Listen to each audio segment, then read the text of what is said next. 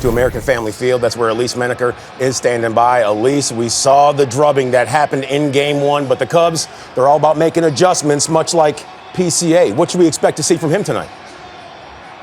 Yeah, so I caught up with Dustin Kelly yesterday at the workout because if you're going to win in the postseason, you need your stars to shine. So you need guys like Kyle Tucker, Pete Crow-Armstrong to really do their thing. And so I asked, has Pete been working on anything? Because when Pete is at his best, we know that he's really loaded in that backside. And so Dustin Kelly says recently, in the last 10 to 12 days, they've been trying to find a balance where he's really stacked in that backside, but also then there's a balance where he can move forward.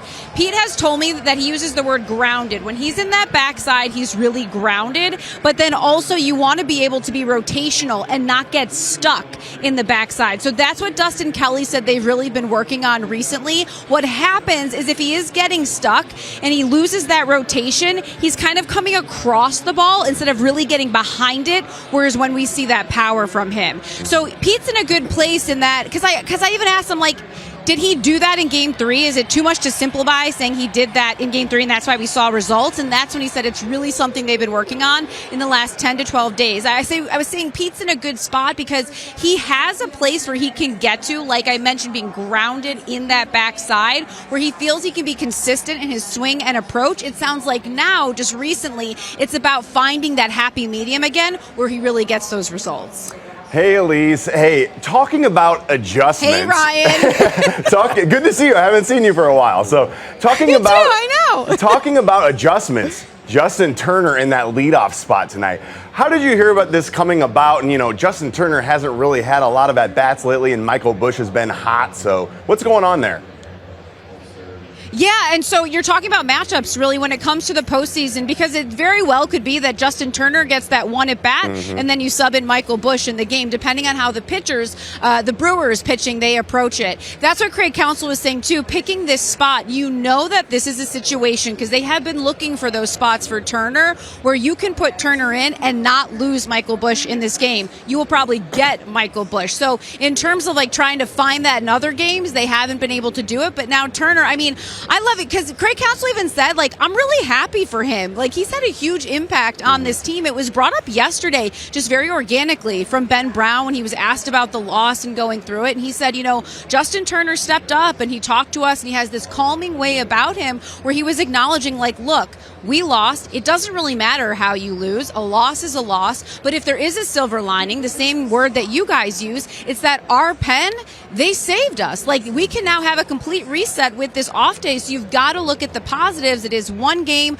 We lost, but we set ourselves up in a really nice way in the games moving forward. So oftentimes we hear about this leadership from Justin Turner, and I think it's really cool. Like, I asked him about it before the game. Like, you know, now you get to set the tone at the top. I care about a leadoff hitter. I love the guy who leads off the game, that you get that opportunity. And he said that he was thinking about his old teammate David Freese when he was doing that. So he's saying get to be in that conversation with him. He wants to step up and do his thing. Well, Justin Turner, .313 batting average over his last 17 or 7 games, rather. So hopefully he's able to put his fingerprints on this one. In the matchup game, it's all about Shota out there on the hill. His numbers haven't been great over his last handful of outings, Elise. So what should the expectations be?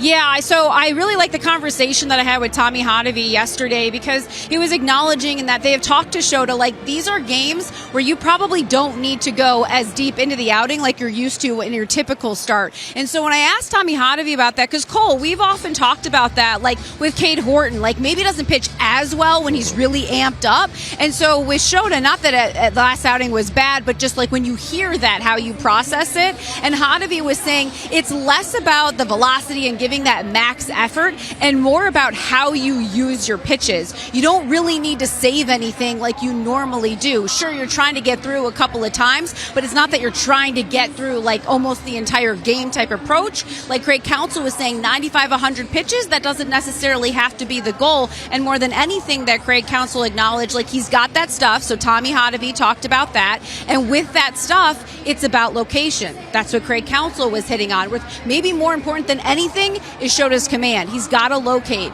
Shota acknowledged that pitch to Manny Machado, it wasn't down enough. The splitter didn't get down. We know Shota works well up and down. He can use that sweeper, does some east-west now. But really, guys, it's not really the velocity with him. It is that command and location, so that's going to need to be on point today. Yeah, when you make mention of location, the last time the Cubs were at that location and they got themselves a win, American Family Field, Shota Imanaga was on the hill. Media availability on the field, Elise. Love it. It looks like it's wrapping up. They're trying to get things raked up there behind you, so we'll let you leave for now. We're going to have you back a little bit later in the show. But